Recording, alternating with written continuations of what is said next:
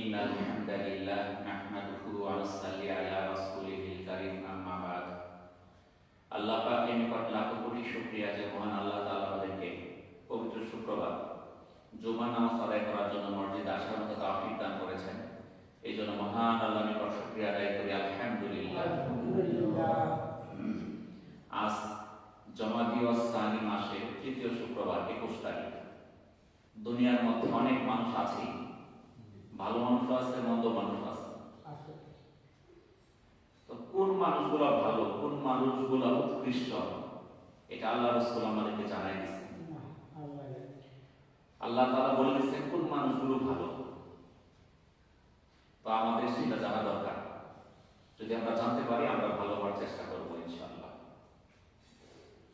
সূরা হুজরাতের 13 নম্বর আয়াতে আল্লাহ তাআলা বলেন যে অধিক আল্লাহ ভীরু। সূরা হুজরাতের 13 নম্বর আয়াতে আল্লাহ তাআলা বলেন তোমাদের মধ্যে আল্লাহর কাছে সর্বশ্রেষ্ঠ মর্যাদার অধিকারী ওই ব্যক্তি যে অধিক আল্লাহ ভীরু, যে আল্লাহকে ভয় করে, সে হল উৎকৃষ্ট।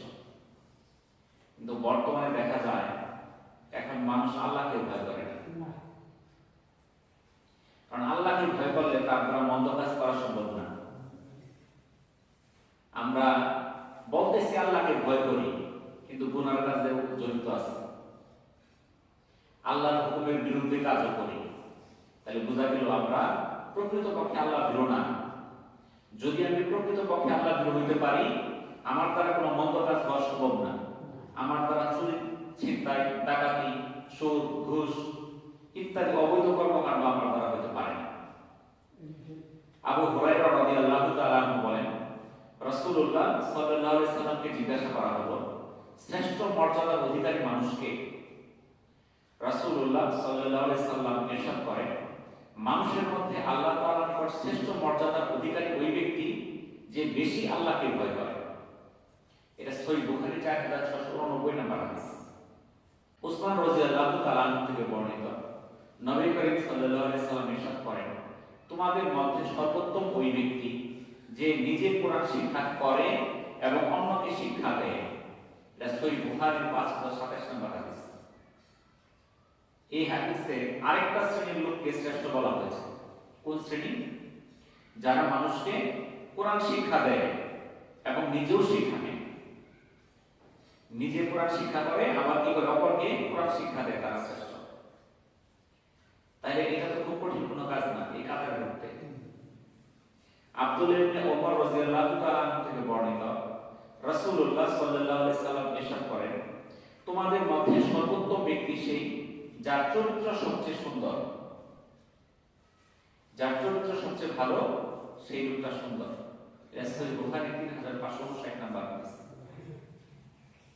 কিন্তু আজকে মানুষের চরিত্র এত অধঃপতন হয়েছে, মানুষ তাকে দেখে ভয় পায়, আতঙ্কিত থাকে।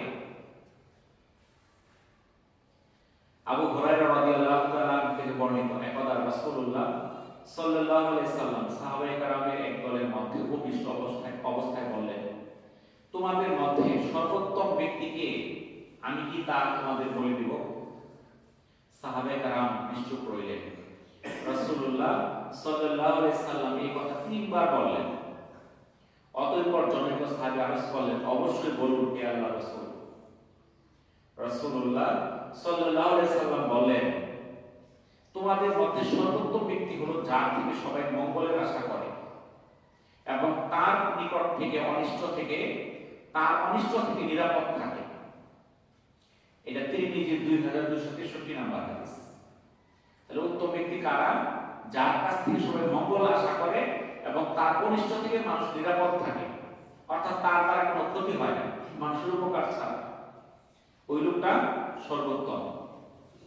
আবু হুরায়রা রাদিয়াল্লাহু তাআলা আনহু থেকে বর্ণিত তিনি বলেন রাসূলুল্লাহ সাল্লাল্লাহু আলাইহি সাল্লাম ইরশাদ করেছেন তোমাদের মধ্যে সর্বোত্তম ওই ব্যক্তি যে নিজ পাওনাদারের পাওনা উত্তমভাবে আদায় করে।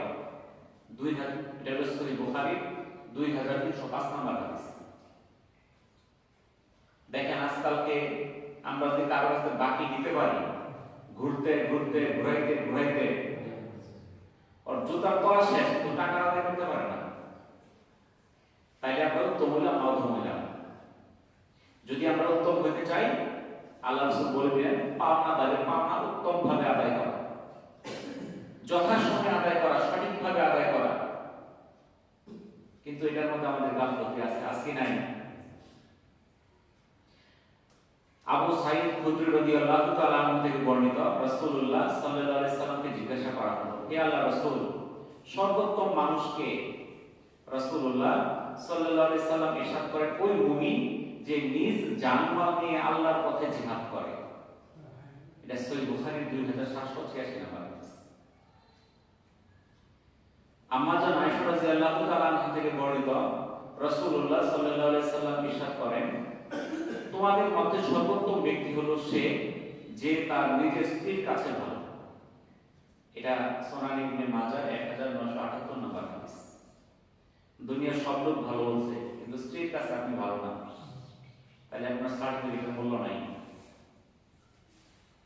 আল্লাহ রাসূল বলে দিলেন, যে ব্যক্তি তার স্ত্রীর নিকট ভালো সে উত্তম। কারণ বাইরের মানুষ সবাই ভালো, বাইরে থেকে মানুষের চেহারা বোঝা যায় না। সে ভালো না মন্দ এটা কিন্তু বুঝতে পারবেন না। আপনি চলছেন খুব ভালো, কিন্তু তার স্ত্রী কিন্তু ঠিকই জানে কতটুকু ভালো, তাই না? আসমা বিনতে ইয়াজিদ রাদিয়াল্লাহু তাআলা আনহা থেকে বর্ণিত, তিনি রাসূলুল্লাহ সাল্লাল্লাহু আলাইহি সাল্লামকে বলতে শুনেছেন, তোমাদের মধ্যে সর্বোত্তম ব্যক্তি হলো যাকে দেখলে আল্লাহর কথা স্মরণ হয়। এটা সুনান ইবনে মাজাহ 4119 নম্বর হাদিস। যে ব্যক্তিকে দেখলেই আল্লাহর কথা স্মরণ হয়ে যায়, ওই লোকটা উত্তম। আবু সাঈদ খুদরি রাদিয়াল্লাহু তাআলা আনহু থেকে বর্ণিত, তিনি বলেন, রাসূলুল্লাহ সাল্লাল্লাহু আলাইহি সাল্লামকে জিজ্ঞাসা করা হলো, হে আল্লাহর রাসূল, শ্রেষ্ঠ মর্যাদার অধিকারী মানুষ কে? রাসূলুল্লাহ সাল্লাল্লাহু আলাইহি সাল্লাম ইরশাদ করেন, শ্রেষ্ঠতম মানুষ ওই ব্যক্তি যে আল্লাহ তাআলাকে অধিক স্মরণ করে। এটা শুআবুল ঈমানের 583 নম্বর হাদিস। তাহলে যে ব্যক্তিটা আল্লাহকে অধিক স্মরণ করে সেই ব্যক্তিটাও শ্রেষ্ঠ। হযরত আবু বকর রাদিয়াল্লাহু তাআলা থেকে বর্ণিত, জনৈক সাহাবী জিজ্ঞাসা করেন, হে আল্লাহর রাসূল, সর্বোত্তম মানুষ কে? রাসূলুল্লাহ সাল্লাল্লাহু আলাইহি সাল্লাম ইরশাদ করেন, যার বয়স দীর্ঘ এবং আমল ভালো।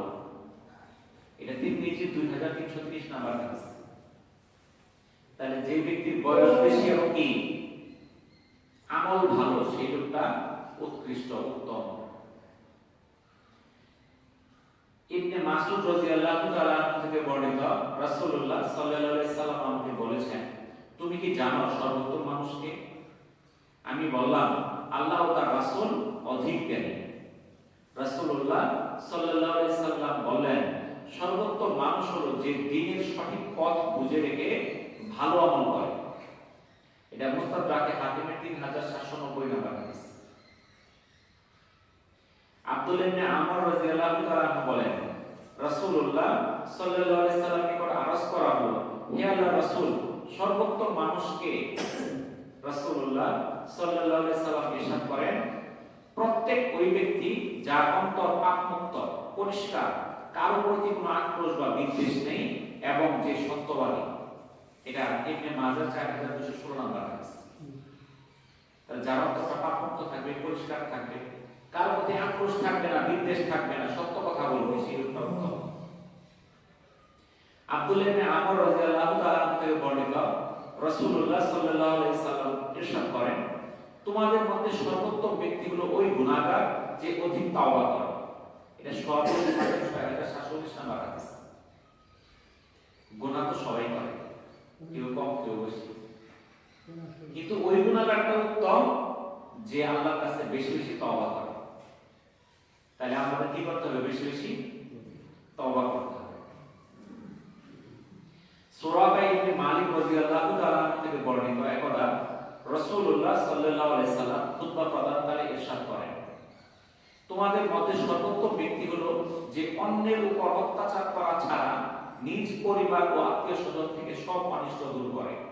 এটা সুনানে আবু দাউদের 5120 নম্বর হাদিস। অর্থাৎ আমরা কিন্তু আমার পরিবার পরিজনের অনিষ্ট দূর করার জন্য আমরা চেষ্টা করি, যেন আমার পরিবারের জন্য বিপদ না হয়, তারা যেন আরামে থাকে, সুখে থাকে, শান্তিতে থাকে, এই জন্য কি চেষ্টা করি না? কিন্তু এই চেষ্টা করার আগে একটা চিন্তা করতে হবে যেন আমার পরিবারকে ভালো রাখতে যায় অন্যের উপর অত্যাচার করা না হয়। অন্যের কাছ থেকে জুলুম করে আপনি টাকা পয়সা নিজের পরিবারের ভালো করলেন, এটা হবে না। অপরকে অত্যাচার না করে, অপরকে কষ্ট না দিয়া আপনি যদি আপনার পরিবার এবং আত্মীয় স্বজনদের অনিষ্ট দূর করতে পারেন, তাহলে আপনিও উত্তমদের কাতারে এসে যাবেন। আবু সাঈদ খুদরি রাদিয়াল্লাহু তাআলা আনহু থেকে বর্ণিত, একবার আমরা রাসূলুল্লাহ সাল্লাল্লাহু আলাইহি সাল্লামের ঘরের পাশে বসেছিলাম।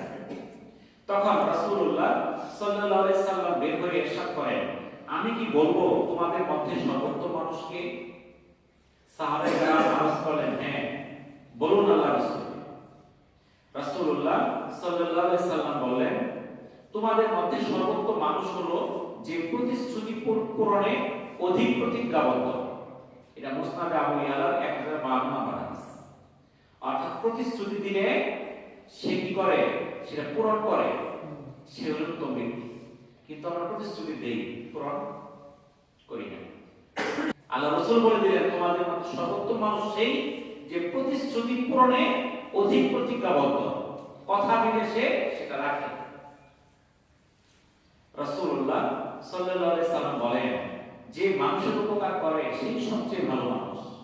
এটা সহিহ আত-তারগীবের 2034 নম্বর হাদিস। কে ভালো? যে মানুষের উপকার করে। আব্দুল্লাহ ইবনে ওমর রাদিয়াল্লাহু তাআলা থেকে বর্ণিত, রাসূলুল্লাহ সাল্লাল্লাহু আলাইহি সাল্লাম বলেন, সঙ্গী হিসেবে আল্লাহ তাআলার নিকট সেই উত্তম যে নিজ সঙ্গীদের কাছে ভালো, এবং প্রতিবেশী হিসেবে আল্লাহ তাআলার নিকট সেই শ্রেষ্ঠ যে আপন প্রতিবেশীর কাছে ভালো। এটা সুনান তিরমিজি 1944 নম্বর হাদিস। আজকালকে এক প্রতিবেশী তার প্রতিবেশী দেখতে পারে না, এগুলো আখিরি জমানা, কিয়ামতের একটা লক্ষণ। এক প্রতিবেশী এক প্রতিবেশী দেখতে পারে না, তাদের সাথে সুসম্পর্ক থাকবে না। আব্দুল্লাহ ইবনে মাসউদ রাদিয়াল্লাহু তাআলা থেকে বর্ণিত, তিনি বলেন, মানুষের মধ্যে সবচেয়ে ভালো হলো আমার যুগের লোকজন, তারপর তাদের পরবর্তী লোকজন এবং ওদের পরবর্তী লোকজন। এটা সহিহ মুসলিমের 2533 নম্বর হাদিস। তাহলে আল্লাহ তাআলা শ্রেষ্ঠ নবী হিসেবে আমাদের নবী হযরত মুহাম্মদ সাল্লাল্লাহু আলাইহি সাল্লামকে দুনিয়াতে পাঠিয়েছেন।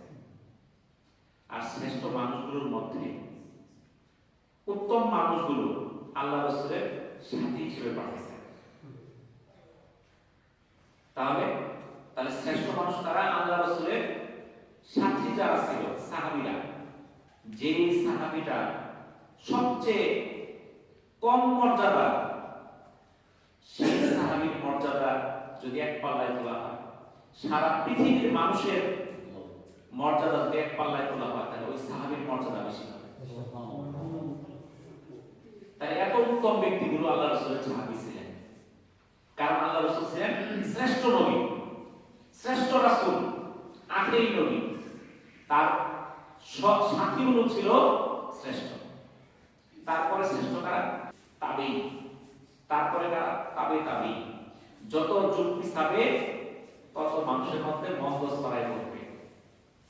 এখন তো আমরা অনেক দূরে, আল্লাহ রাসূলের থেকে 1400-1450 বছর পরে আমরা। এখন আমাদের চরিত্রের মধ্যে অধঃপতন, আমাদের মধ্যে এখন ভালো বৈশিষ্ট্য খুঁজে পাওয়া কঠিন। তাহলে এই যে বললাম 19টা শ্রেণী বললাম, এই 19টা শ্রেণীর লোক হাদিস এবং কোরআনের আলোকে তারা শ্রেষ্ঠ মানুষ। এখন নিকৃষ্ট কারা, এগুলো জানা দরকার। যদি শ্রেষ্ঠ মানে আমার নাম থাকে ভালো, আর নিকৃষ্ট নাম থাকে কিন্তু অবস্থা কাহিনী। তার নিকৃষ্ট যদি আমার নাম না থাকে, আমার চেষ্টা করতে ওই কাজটা বাদ দিতে হবে, ওই কাজটা করা যাবে না।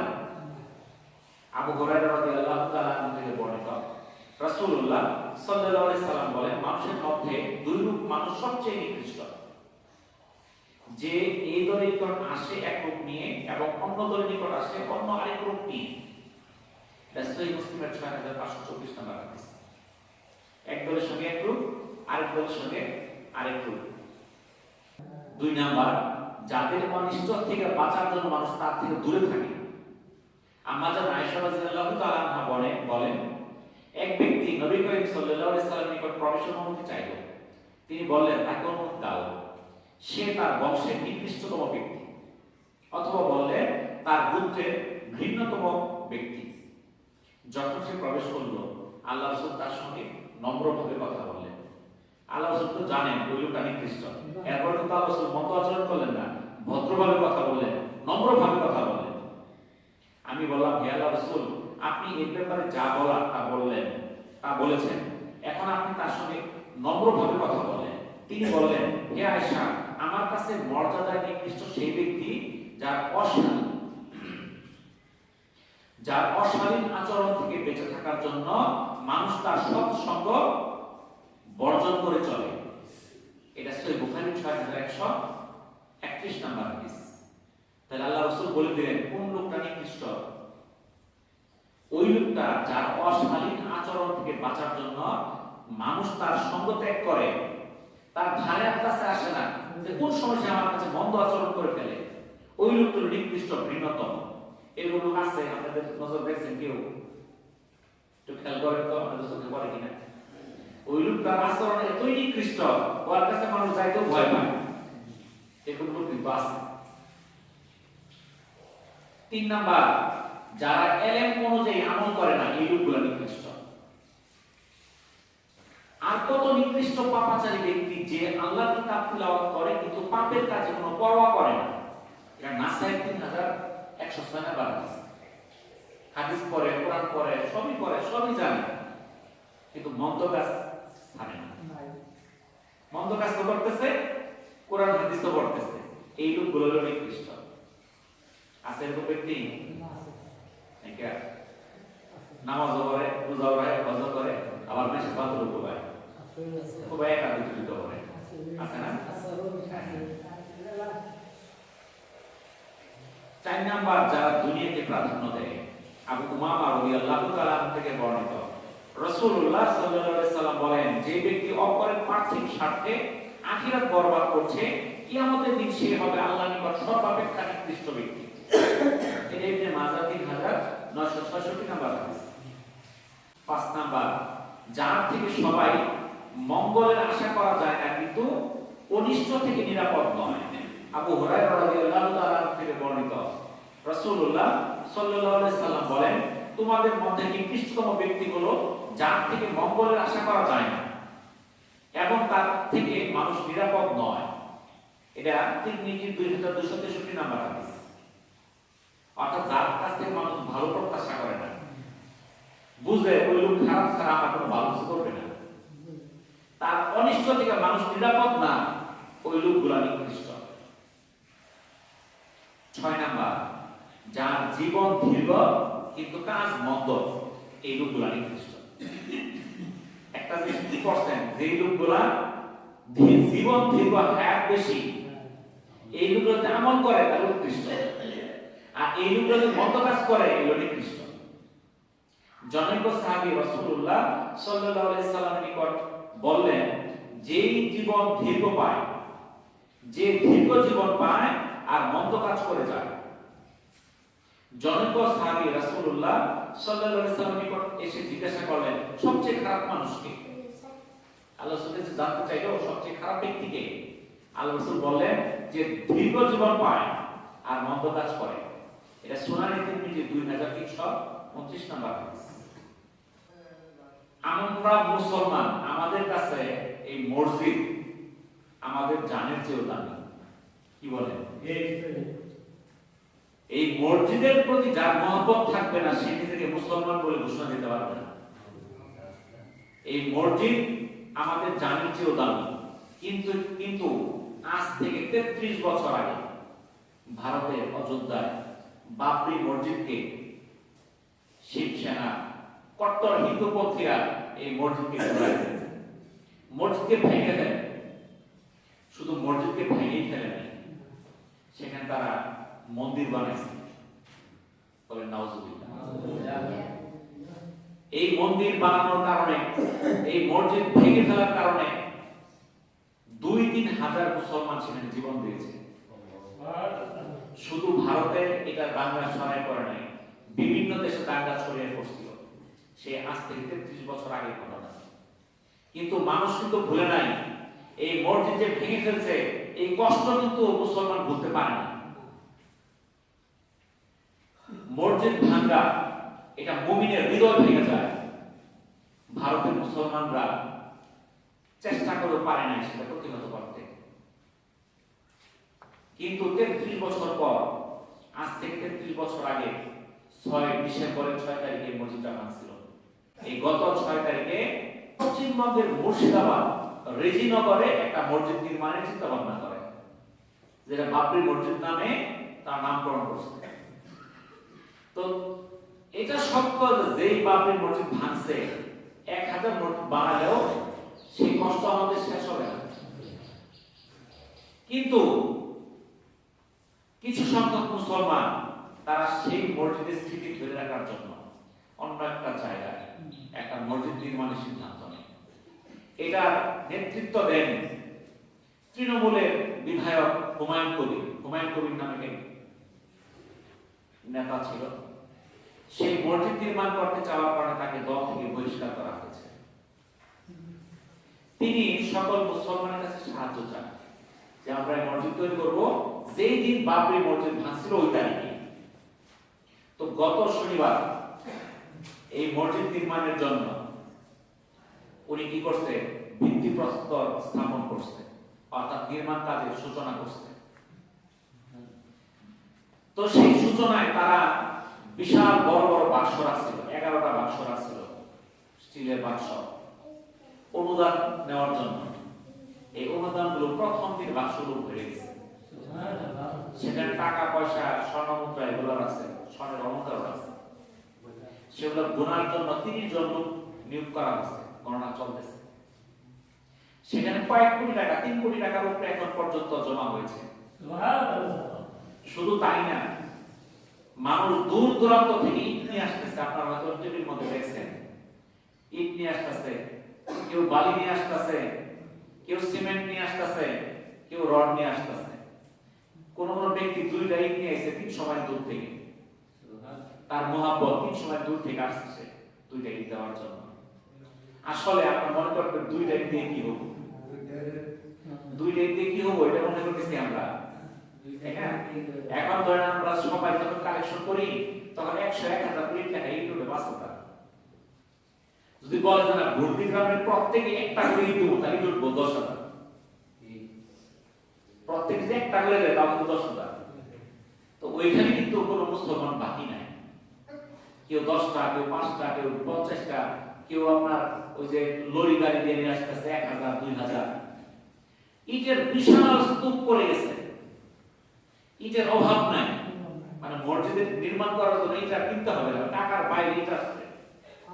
কেউ দেখা গেছে 2টা রড নিয়ে আসছে, কেউ 1 ট্রাক বালু নিয়ে আসছে, কেউ টাকা দিতেছে। এক ব্যক্তি নাম প্রকাশ করার ইচ্ছুক, সে 1,80,00,000 কোটি টাকা দিতে রাজি হয়েছে। তারা নির্মাণ ব্যয় করছে যে 300 কোটি টাকা লাগবে সেই মসজিদটা নির্মাণে। এক ব্যক্তি 80 কোটি স্বীকার করছে। বুঝতে পারছেন? তাহলে মুসলমানরা জান্নাত ক্রয় করার জন্য দুনিয়ার টাকাকে মূল্য দেয়। সেখানে সেই শনিবারে 40,000 লোকের খাবারের আয়োজন করা হয়েছে। এই যে বাবরি মসজিদ আমাদের মুসলমানদের হৃদয় স্পন্দন, এই বাবরি মসজিদের প্রেক্ষাপটটা কি? 16 শতকে, আজ থেকে 500 বছর আগে মুঘল সেনাপতি মীর বাকি এই বাবরি মসজিদ নির্মাণ করেছিলেন। এটার বিবাদের সূচনা কবে হয়? এটা 1980 সালে তৈরি করা হয়েছে। আর 500 বছর আগে, এই 20-40 বছর আগে 1980 সালে হিন্দু পরিষদ এবং কট্টরপন্থী হিন্দুরা দাবি করতে থাকে এখানে আগে রাম মন্দির ছিল। এই অপবাদ দেওয়া শুরু করলো, যার কোনো প্রমাণ কেউ দিতে পারে নাই। সেখানে যে মন্দির ছিল তার কোনো প্রমাণ নাই, প্রত্নতাত্ত্বিক কোনো প্রমাণ নাই। তারা দাবি করে সেখানে মসজিদের জায়গা, যেহেতু সেটা আগে মন্দির ছিল, তারা ভেঙে দিল। এই মিথ্যা অজুহাতে 1992 সালে 6 ডিসেম্বর বিশ্ব হিন্দু পরিষদ এবং তাদের সহযোগী সংগঠন অযোধ্যার একটি রাজনৈতিক সমাবেশ করে এবং উত্তেজিত জনতাদের নিয়ে সেই মসজিদটা ভেঙে দেয়। সেই দাঙ্গায় সারা ভারতে ছড়ায় পড়ে। সেখানে 2-3 হাজার মানুষ মারা যায়। সেটা মামলা চলে, আইনি নিষ্পত্তি, তাদের আদালত রায় দেয় সেই মসজিদ ভেঙে মন্দির করার জন্য। কারণ তাদের রায় তাদের কথায় চলে। তো এই যে মসজিদ ভাঙার মাধ্যমে যে উত্তেজনা সৃষ্টি করেছিল, সেই মসজিদ নির্মাণ করতে যায় এখন যারা আবার নতুন করে অন্য জায়গায় তৈরি করতেছে তাদের চেষ্টা হচ্ছে। অর্জুন সিংহ নামে এক লোক, সে বলতেছে হুমায়ুন কবির বাবরি মসজিদ বানাতে গেলে তাকে বাবরের কাছে পাঠিয়ে দিবে। মানে হুমায়ুন কবির কারা, যে এখন এই মসজিদ নির্মাণের নেতৃত্ব দিতেছে, যে নেতৃত্ব দিতেছে তাকে কোথায় পাঠাবে? বাবরের কাছে। মানে বাবর ঘুরে গেছে, আরো পাঠাই দিবে বড়কাল, এই হলে রাখবে না। বুঝতে পারছেন? সেই মসজিদ নেতৃত্ব দেওয়ার কারণে তাকে দল থেকে বহিষ্কার করা হয়েছে। এই মসজিদ যারা ভাঙছিল, এই ভাঙার পরিণাম কিন্তু প্রত্যেকেই পাইছে। এই মসজিদের মিম্বরে উঠা প্রথমে যে মিনারটা ভাঙছিল বলবীর সিং, এই বলবীর সিং ভাঙা শুরু করছিল তার সঙ্গী সাথীদের নিয়ে। সে শাবল চালায়া নেতৃত্ব দিছিল বাবরি মসজিদ ভাঙার জন্য। তাহলে এই বলবীর সিং, আরেকজন ছিল তার সঙ্গী, নাম হল যোগেন্দ্র পাল। এদেরকে হিন্দু সমাজ পুরস্কার দিচ্ছে, সংবর্ধনা দিচ্ছে, মসজিদ ভাঙার পুরস্কার সংবর্ধনা দিচ্ছে। কিন্তু এই বলবীর সিং যখন মসজিদ ভাঙা বাড়িতে যান, তখন তার বাবা তাকে বাড়ি করতে দেয়, তাকে বাড়ি থেকে বের করে দেয়। তোমার মতো সন্তান আমার দরকার নেই যে মসজিদ ভাঙতে পারে। যদিও তার বাবা ছিল হিন্দু। বলবীর সিং বাড়ি থেকে বের হয়ে যায়, তার স্ত্রীও তার সঙ্গে যায় নাই, তার স্ত্রী সন্তান তাকে ছেড়ে দিচ্ছে। সে অনেকদিন পরে বাড়িতে আসছে, শুনে তার বাবা মারা গেছে। কেন? এই মসজিদ ভাঙছে তার সন্তান, এই অপমানে, এই ক্ষোভে সে মারা গেছে কষ্ট ভুগে। এমনকি মরার সময় বলে গেছে, আমি মারা গেলে আমার মুখে যেন আগুন না দেয় আমার সন্তান। কারণ হিন্দুদের নিয়ম হলো তার সন্তান তার মুখে আগুন দেবে। ওই বলবীর সিং তার বাবার মুখে আগুন না দেয় এবং বাড়ির কেউ যেন তার মুখ না দেখে, এটা বলে গেছে। তাহলে সে কতটা ক্ষুব্ধ হয়েছে। সে বাড়ি থেকে এই কথা শুনে বাড়ি থেকে বের হয়ে গেছে তার বন্ধুর কাছে। তার বন্ধু যার নেতৃত্ব দিয়েছিল যোগেন্দ্র পাল, তার কাছে যাওয়ার পরে শুনে সে মুসলমান হয়ে গেছে আগে। সে তার কাছে গেছিল কি সমবেদনা পাওয়ার জন্য, সে মুসলমান, এখন কি তার সমবেদনা দিবে? তাকে দেখে সে সিদ্ধান্ত নিল সেও মুসলমান হয়ে যাবে। তো সেও মুসলমান হয়ে গেল, কালেমা পড়ে আলেমের কাছে যায় এবং সে ঘোষণা দিল, আমি একটা মসজিদ বানাচ্ছি, আমার হাত দ্বারা আমি 100 মসজিদ নির্মাণ করব। সে মুসলমান হয়ে গেল, 5 ওয়াক্ত নামাজ শুরু করলো। শুধু নামাজ না, আযান দেওয়ার সময় সে যে মুসলমানের যে কাজগুলো করা শুরু করলো, এক এক করে মসজিদ সংস্কার এবং নির্মাণ শুরু করলো। 91টা মসজিদ করার পরে সে মারা গেছে। এই যে মুসলমানরা, মুসলমানদের কষ্ট শাহাদত বৃথা যায় না। তারা যে এই যে জীবন দিছিল, তাদের বিনিময়ে হাজার হাজার মানুষ মুসলমান হয়েছে ইন্ডিয়াতে। বিশ্বের মধ্যে সবচেয়ে বেশি মুসলমানের দেশ ইন্দোনেশিয়া, তারপরে ভারত। আশা করা যাইতেছে বিশ্বের মধ্যে সবচেয়ে বেশি মুসলমান ভারতেই হবে। যতই হিন্দু নাস্তিকবাদ যারা আছে, তারা যতই মুসলমানকে অবনীত করতে চাইবে, ততই এদের উন্নতি হবে, অবনতি হবে না। কারণ যদি মুসলমানের ঈমানি চেতনা থাকে, এদেরকে কেউ পরাজিত করতে পারবে না। ইনশাআল্লাহ আমাদের বাবরি মসজিদে আমরা ইনশাআল্লাহ এক সময় বাবরি মসজিদ নির্মাণ করব। মসজিদের জায়গায় হবে, এটাই আমরা দোয়া করি, আল্লাহর কাছে সাহায্য চাই। আল্লাহ তাআলা তৌফিক দান করুন। আমিন। ওয়া আখিরু দাওয়ানা আলহামদুলিল্লাহি রাব্বিল আলামিন। আসসালামু আলাইকুম ওয়া রাহমাতুল্লাহি ওয়া বারাকাতুহু।